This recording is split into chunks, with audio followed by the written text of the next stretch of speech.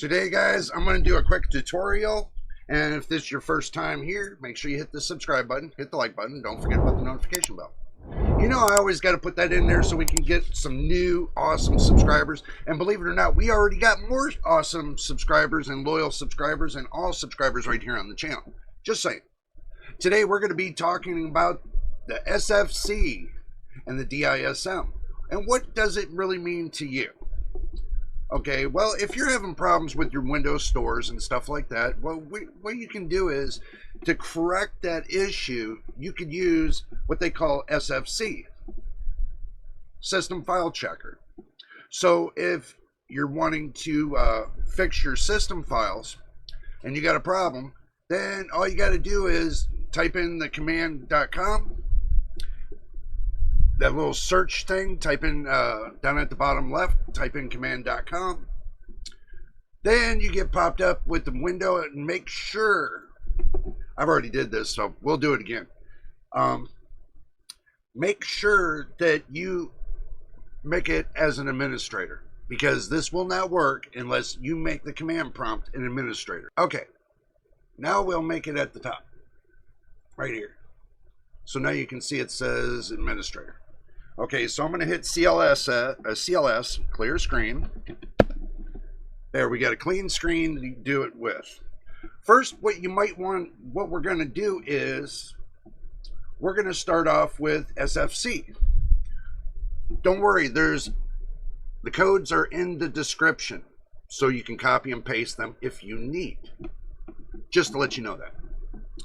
So, what you do is you type in SFC space /scan now, all together like that, and then you hit enter, and then let the system begin its scan.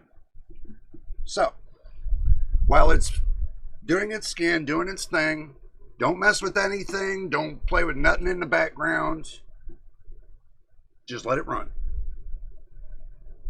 I'm making this quick tutorial for a reason, because I want you guys to have a good idea of how to fix your system files if they get corrupted. Usually I'll run this test once a week.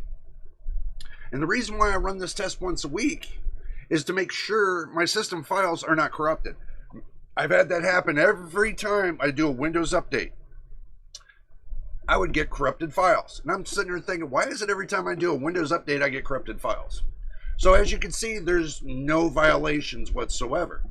So now you can go to my description page, and you can copy and paste the DISM file.